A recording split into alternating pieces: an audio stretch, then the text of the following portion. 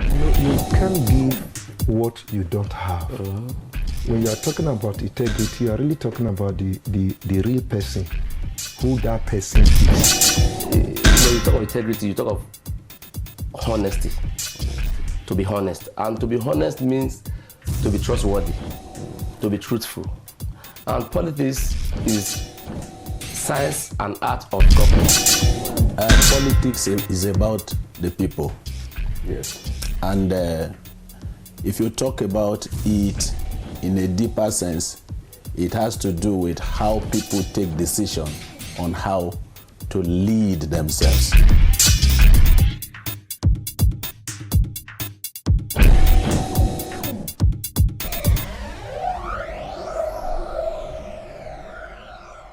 Insecurity is the uncertainty or anxiety about one's self, lack of confidence, the state of being open to danger or threat, and lack of protection. Good day and welcome to Christians in Politics. I am Smart Simon.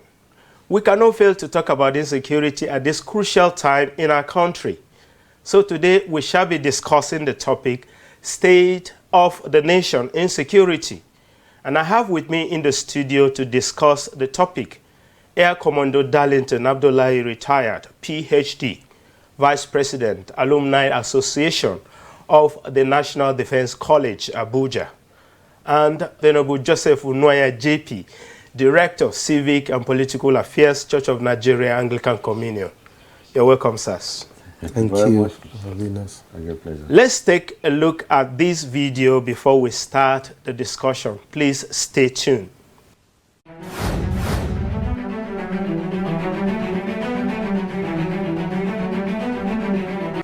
Well,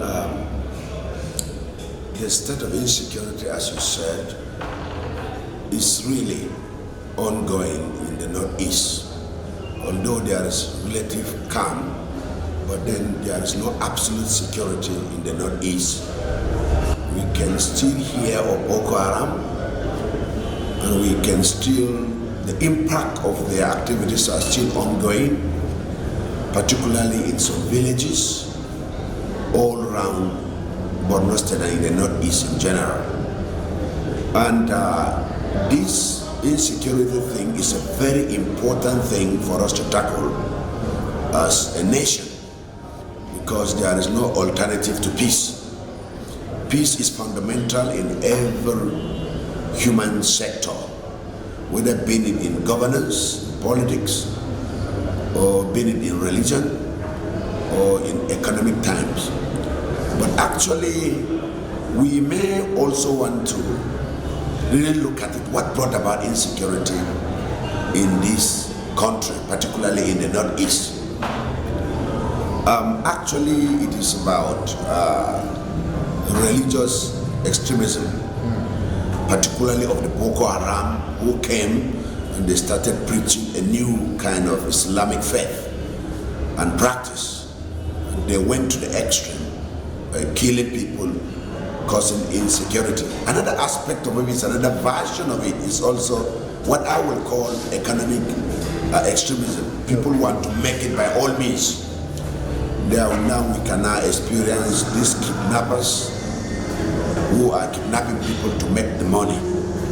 So I will want to also let us, the religious leaders, both in Islamic faith and Christian faith, to raise teachings, particularly like in Christianity, we talk about heresy. And when you hear these people bringing in something into religion that is not actually part of the religion, we have to now caution them, and we have to now condemn it in totality. What really happened in the Northeast when Boko Haram came, actually they came in 2006. Yes. And they were preaching, condemning Christians, condemning other Islamic faith, that they have a new faith, that what they are doing is not right. But people were just looking at them, that these are youths, what can they do? Don't mind them. But now is what we are experiencing, a kind of breaking down of law and order, whereby many people have been killed, many houses destroyed, and even worship centers have been destroyed. Yes, the army have the strength to do that, but they need to be equipped for them to do that. Yes. So, but all the same, I know that their activities has been reduced compared to the National Assembly. Even when you said you are buying equipment, you should monitor to see that the equipment that you get money for.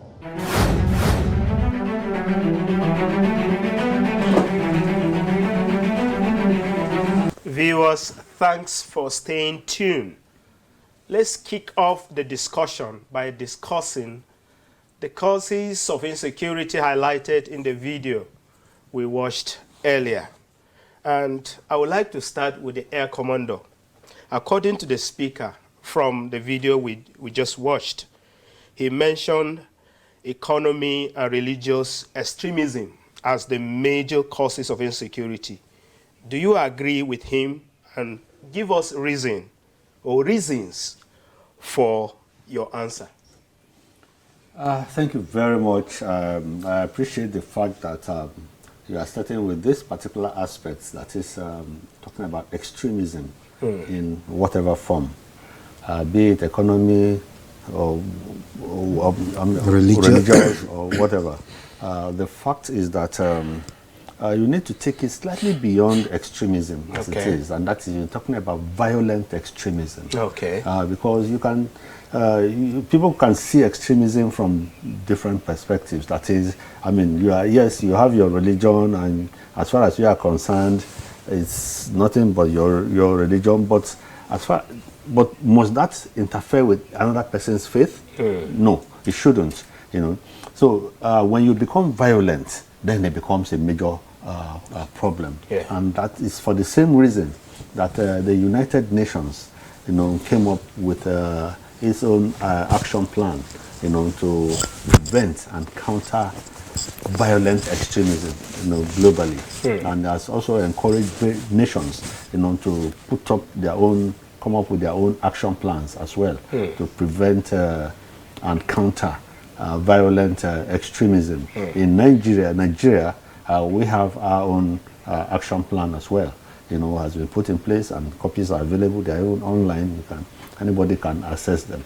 But now, going to the nitty-gritty of this violent extremism, like was clearly stated in the video, first and foremost, people want to get rich very quickly. And all that, and when such happens, they forget that in acquiring wealth that doesn't really belong to you, you are beginning to interfere with the rights of other people, across the nation.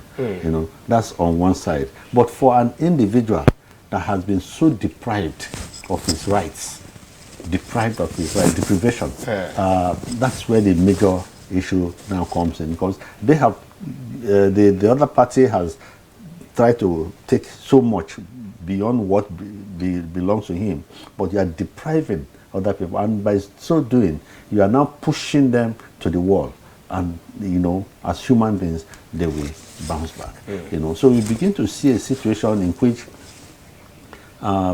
people in so many states across the country work and do not earn any income by way of refusal to pay them their salaries and their wages as is due. So you are depriving them of what belongs to them, what they have worked for, what they have earned, but not really getting to them. At the end of the day, you make them become vulnerable to these criminally minded individuals and groups who are out there looking for who to recruit, and that is how come groups like the Boko Haram, that we often talk about, have found it very easy to attract people into their fold. That is what we call the push-pull factors. Those factors that push people to join them because they feel that, well, maybe there's a better deal out there, because they are even actually promised a better situation than they are having at the moment. And also those factors that makes it very easy for the criminally minded groups and individuals to pull them to join them. That's the push in the first instance. Now they are pulling other people to join them. How can they pull other people? It's just by way of saying, look, why are you suffering when you can have a better situation out here? You know, so that creates room for people to later become extremists and so on, because they react, you know. And also don't forget that there's a relationship or a nexus between human rights and security. You know, so when people are continually deprived of their rights and so on, then insecurity begins to set in. Okay. And that's the right. whether religious or economic is the same kind of situation. Thank you. So, Air Commando, are you now saying, if you can respond to this, sir, that poverty in one hand is also another issue that brought about what is happening today, and also possibly politicians equipping thugs with arms for their political whatever? At the end of the day, they are not able to retrieve the arm back. Are all this also an issue? These are all part of the issues, because there are quite a lot more. Okay. So, sir, what are the dangers of insecurity to an individual and to the society? Well, the danger is that, summarily, I would just say any person can be a victim. When insecurity is allowed to fester, is allowed to grow, any person could be a victim. Just a few weeks back, I think about 2 weeks ago, so an incident happened around Wuse market area here, where some criminals were trying to disrupt whatever was going on there. And there were some sporadic shooting, and maybe police trying to intervene also to take charge. Then 3 persons died, and one of them was a student. Wow. Who closed from school and was just going home. And he was hit by a street. She was not part of it. She did not know what was going on, but she was hit down by a stray bullet and she lost her life. Wow. So the danger is that any person could be a victim. Any person can be a victim of armed robbery. Look at what happened in Kaba Junction of recent, where some footballers ran into some gang, and all that ran into some bad boys whom they said were dressed in NYC uniform. And you need to see what they did to their car with the bullets. Many of them sustained the various degrees of injury. When those people were leaving the east, coming to the northern part, they never believed that they would be victims on the road. But because the insecurity in our country is covering everywhere, anyone could be a victim. So to that extent, we can say it is dangerous. It's not something we should allow to spread. Now, if a country is not safe, the danger also is that it's going to affect many other things. Many people will not want to come and invest, of course, in a place that is not settled. And to that effect, it continue to have ripple effect. If there are no investors, the economy will be affected. Will suffer. The question of unemployment, which is already a problem, will continue to widen by the day.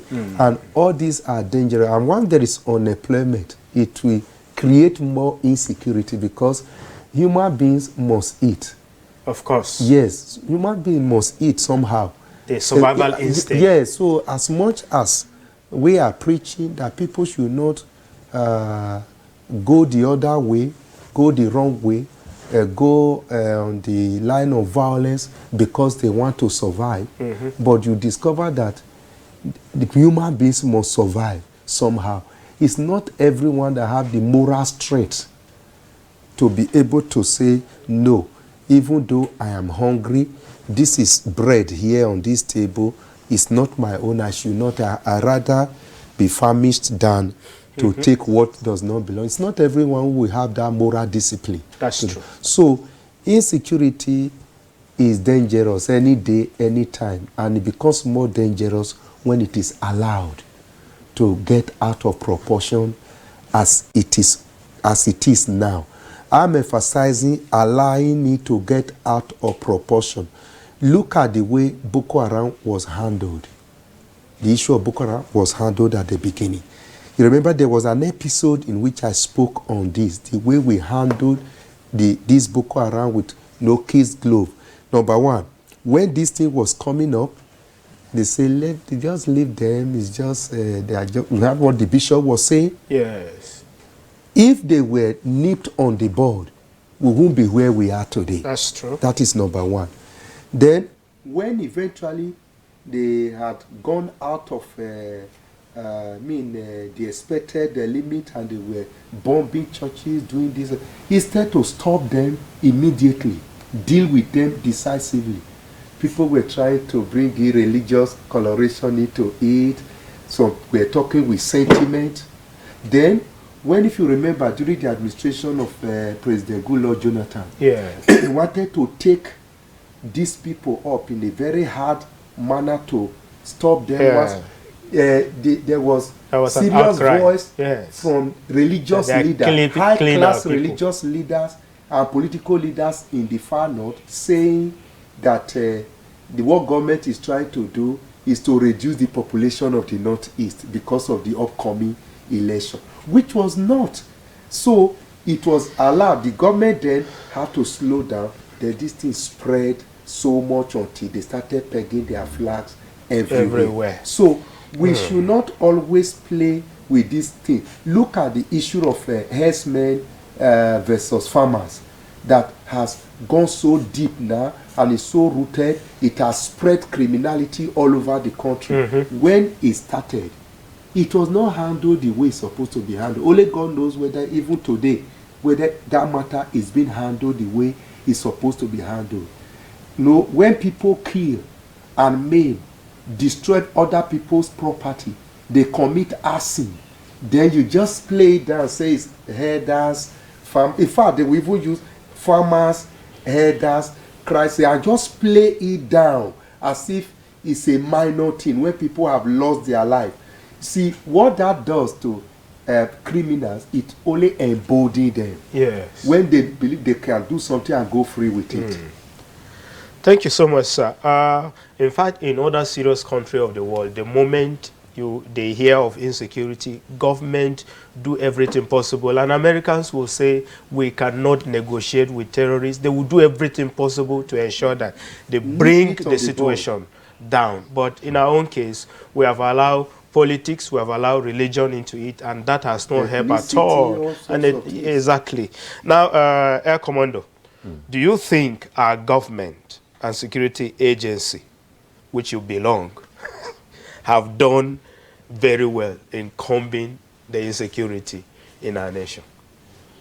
Well, it's obvious that if we have done enough, then we won't be in the situation we are today. Where we are now. And that we also must understand that security, like they say, is everybody's business. And that is why we always strive for an all citizens approach to dealing with the security, because we all have responsibilities to the nation and for our own safety too. As a matter of fact, when you say security is everybody's business, peace is also everybody's business. That's the other side of it. So we must work collectively to achieve it. And with that, you could say that if we have good governance in the first place, most of the problems will not be there. Good governance. Because when there's lack of, where the governance is faulty, everybody will feel it. There will be gaps in the administration, and those gaps will be filled by the criminally minded individuals and groups, and that's exactly what we're having. The side of the military, you see, people tend to say, yes, military, and whenever there's a challenge, you say military. But don't forget that the bad governance is generating insecurity. It's generating insecurity because more and more people are becoming aggrieved. More and more people are becoming hungry. And a hungry man is an angry man. And when you have millions of hungry people, what do you have? Millions of angry people. And that is where we talk about the violent extremism that becomes, I mean, it begins to increase. So if we all have, if we all live up to our responsibilities, there's what we call, I mean, for individuals, you know, I mean, like, okay, individuals playing their role.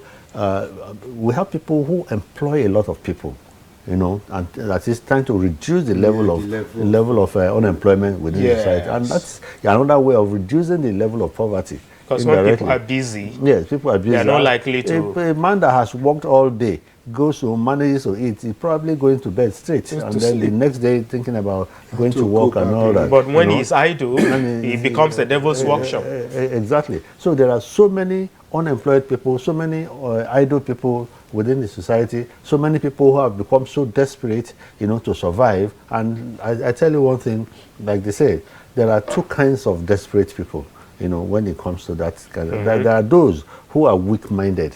They try, they can't get it, they look for a way out and probably to commit suicide.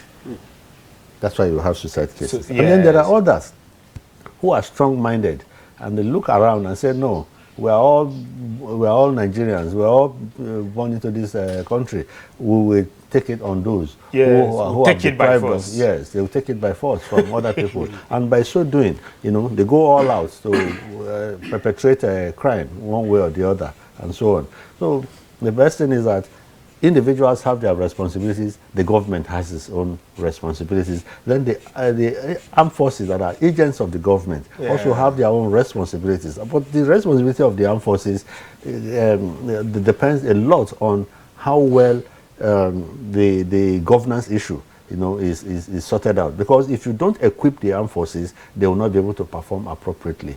If you look at the budget, for instance, I mean, sometimes you see that the budget has about 70% recurrent expenditure, barely 30%. And that 30%, only about less than 50% of it will be released, which means they are unable to acquire new equipment and also be unable to refurbish the ones that are in existence. So you continually go down, and then suddenly you realize that this insecurity has worsened. You need to suddenly equip the armed forces. You ask for interventions by the National Assembly, and this will continually drag on and on for years and not really. So yet people will be blaming the armed forces for such kind of situation.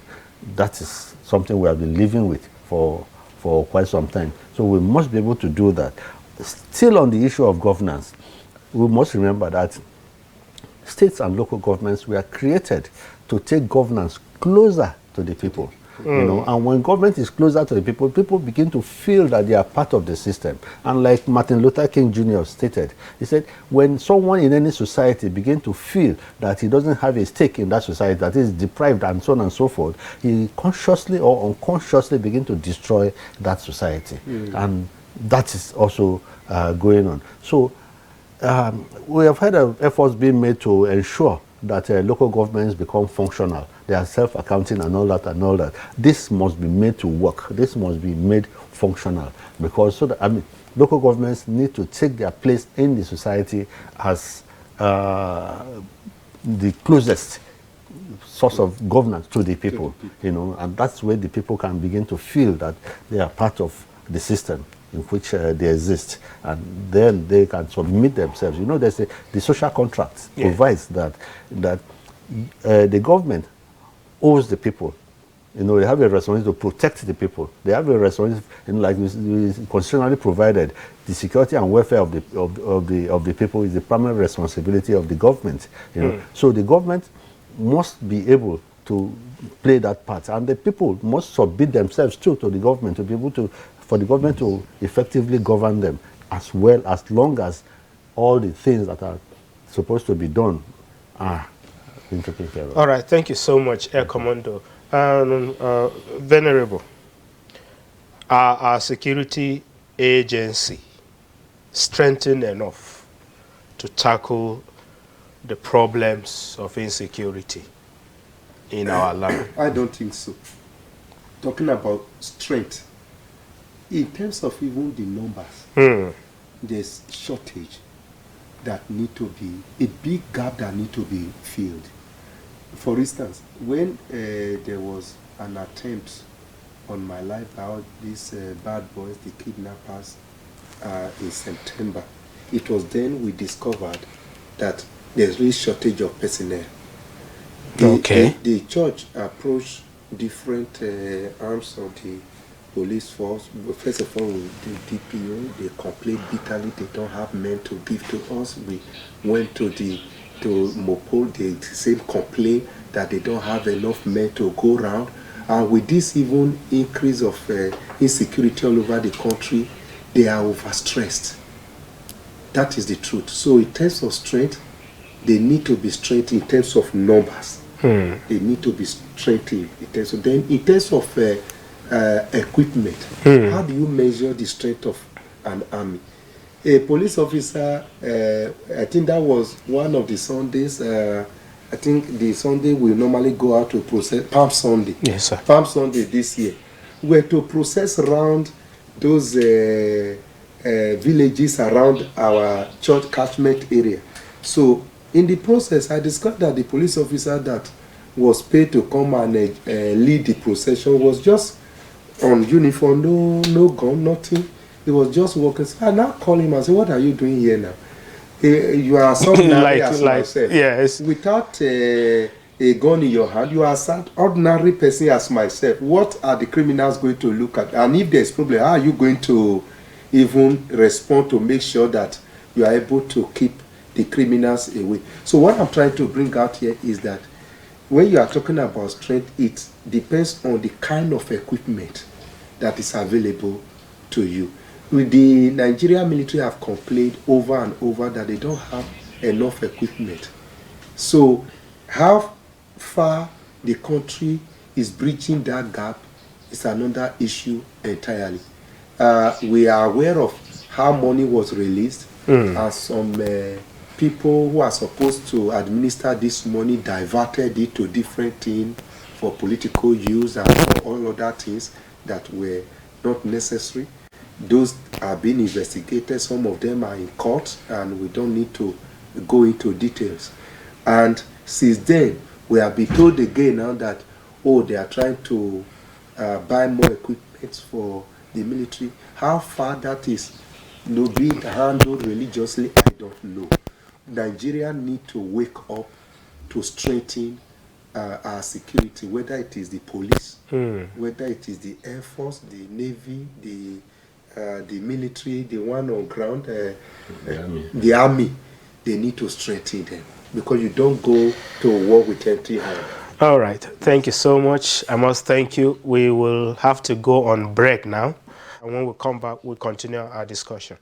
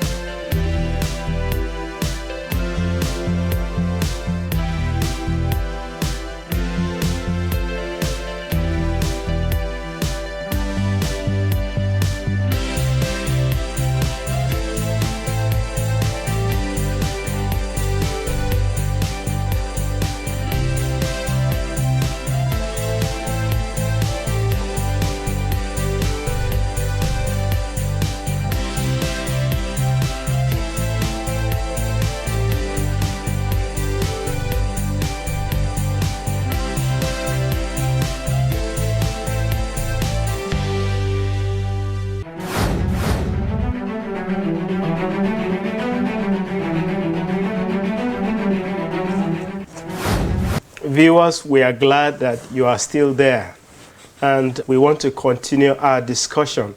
But before we do that, we have a comment on a Facebook. Someone said, majority of Christians in politics do not make themselves available for Christian counseling from their ministers.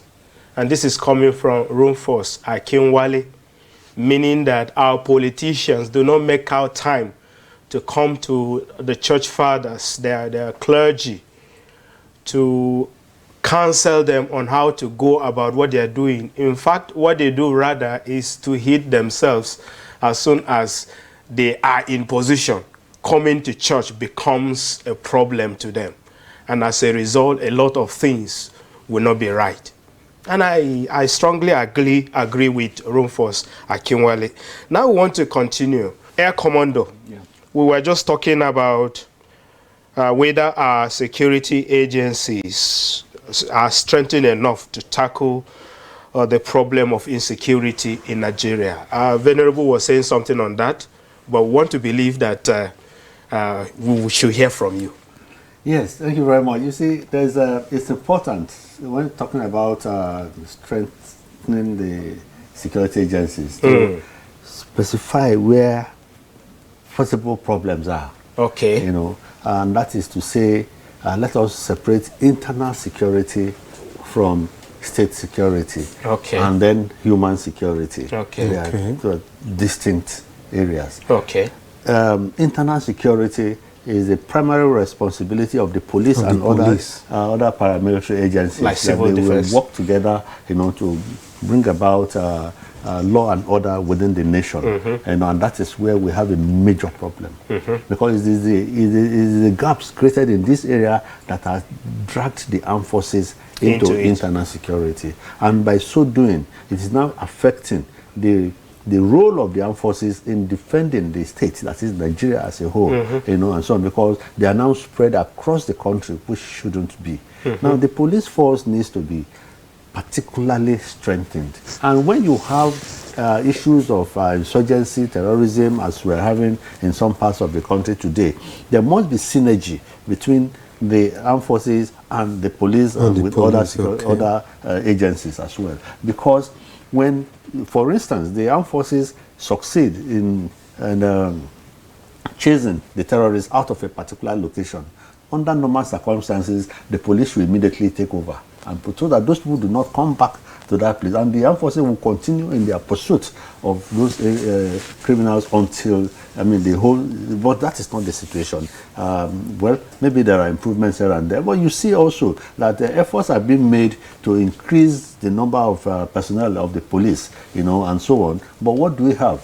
We've been having issues with, rivalry between the Inspector General of Police and the Police Service Commission. You know, police, each of them are working as if they are working for different nations. You know, exactly. There has to be some level of synergy that will enable them to work as a team for the benefit of the nation. And if they can achieve that, the armed forces should move out, to protect the state and not getting so much involved in internal security. And then, of course, the third angle that I talked about was human security. You and I need to be assured of our safety. Okay. You know, in all ways, the benefits of what they call the dividends of democracy we should be able to enjoy them with a view to enhancing the security of the individual, and that is very, very important. Food security and other things. Thank you. Okay. Thank you so much. According to United Nations standard of policing, group of people per police, what is actually the standard? Are we in order, or we are far, far below the standard of the United Nations policing? Yes, thank you very much. I may not be able to give you specific figures, you know, but from what we have experienced so far in the country, obviously we do not have enough personnel, and that is why the government itself has realized this and then talked about the need to increase the strength of the force, and that's why you talk about 10,000 policemen being brought in. That has enough, has its own challenges as well. But when you bring in 10,000 people at the same time, then the effective training becomes an issue as well. Because each person must have that adequate training that changes them from what they were before they came into the police force to being what we want them to be as police officers. So when they don't get adequate attention as individuals in training and to be able to weed out the criminals among them, because you cannot prevent some criminals taking advantage of such a large number of recruitments to come into the service, and so on. So when you now work for, you now have to bridge the gap, within a short period. Then there are certain challenges, and that's why you see some policemen or some military men and so on and so forth misbehaving in the course of their duty. But if you are well trained, you are not likely to have to go through such situations. All right, thank you so much. Venerable, just in 1 or 2 minutes, what can the church or government do to tackle insecurity in the country? Well, for the church, part of what the church should do is what we are doing now. This is a program created by our department for the Church of Nigeria to reach out to discuss issues like this, because once matters are tabled and are discussed, then you see solutions. We prefer solutions. We do make suggestions here that if people listen, those concerned listen and make use of it, good use of it, it will certainly avail much for the country. Then for us who are ministers of the gospel, we should be preaching against violent extremism of all kinds. Yeah, whether economic, whether religious, whatever, it should be subject in our pulpit. We should condemn it. We should not encourage it. Even the recent one that is the talk of the town, which is hate speech. We should join to condemn any form of hate speech, because it can lead to violence and whatever. Violence begets violence, so, and there can be reprisal attacks. So we should, as a church, we should always see it as a point of duty to preach against this thing, using the word of God, the scripture, to reorientate people. And that is on the part of the church. We are doing our part. We'll continue to do it, but much lies in the hands of those saddled with the administration of the country. Okay. Yes, good governance. When there's good governance, so many problems will be solved. So we appeal to our leaders to wake up. We appeal to our leaders to govern with human face. To any policy they want to administer, they should do it with human face. I'll just give you one example. Okay. If you carry bulldozer now and just go to Apo and demolish all the structure in the name of you want to beautify FCT, I tell you, you will have destroyed the source of livelihood, small businesses that people are struggling to build up. Without any plan, you destroy it overnight. Like what I said before, man must survive. Yeah, before you know it, out of those people you dislodge, you create more criminals that will go and be hunting others. So good governance with the human face, justice, equity and fair play.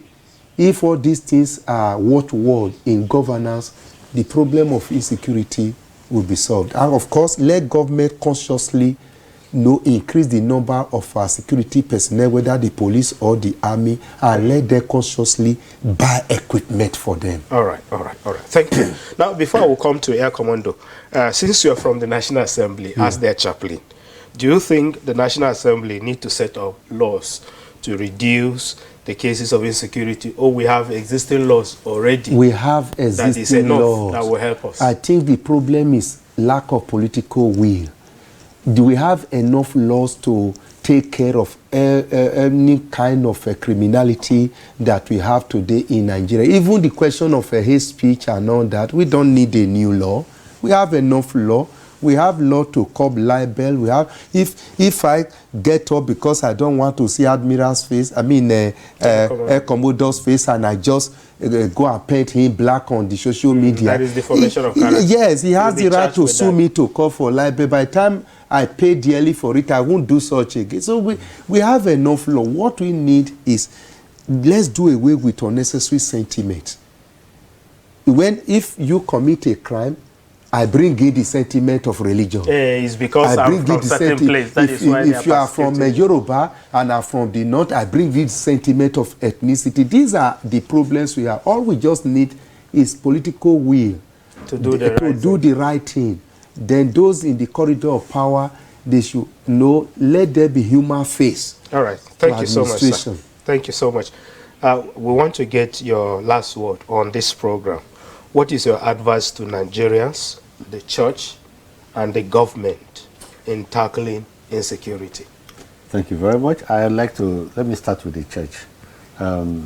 Like Abi, he said so much about it, but the fact is that we need to take this to a much higher level. A level to which you can come up with communique, with resolutions and so on, and pass it on to government, whether solicited or unsolicited. No, the church have been doing much of that. Yes. So every synod, there are always resolutions and communications. Keep passing it on. And at the end of the day, you can beat your chest to say, look, we did this, and we should have the report with this act on it, that kind of situation. And then on the side of government, there's what we call conflict handling. We should endeavor to handle conflicts more appropriately, because it was pointed out earlier too in our discussion that there is sort of conflict avoidance that has been going on. A typical example was when El Zakzaki and his group started in Zaria preventing people from using a particular road. And we allowed this to continue for quite some time until the man became so emboldened, to say, look, even the chief of army staff this should not also use the place. The chief of army staff cannot use that. So this could have been better handled at the beginning. So when something is coming up like that, it must be tackled immediately. Instantly. Don't allow it to linger for so long. Conflict handling. And as individuals, you and I and every other person in the street, like I said at the beginning, it's a matter of all citizens' approach. We all have responsibilities, and we must discharge our responsibilities for the benefit of each and every one of us. For our children, children yet unborn. By so doing, we'll be enhancing our security, our safety, peace in our environment, and all that. May I quickly just say this, that there's nothing good enough to justify violence, to justify criminality. That's right. You don't say because you are hungry, you kill your fellow human being and eat him the way we are seeing now. No. You see, God will not forgive such people. All right. Value for life. Yes, Thank you so much. Value for life. We must all value lives, and because none of us keeper. Thank you so much. We are grateful. We have to thank you, Venerable Joseph Onwaya. Thank you so much. Director, Civic and Political Affairs, Church of Nigeria, and Chaplain to the National Assembly. Thank you so much for your time. And Air Commodore Darlington Abdullahi, retired PhD. Thank you so much, sir, for coming. We are grateful. We sincerely appreciate your coming. Viewers, this is where we wrap up our program. Insecurity is everybody's business. We must join hands together to ensure that there is insecurity in our land. Remember to maintain positive attitude. Until we come your way again, sometime, same station next week. God bless you, and God bless Nigeria.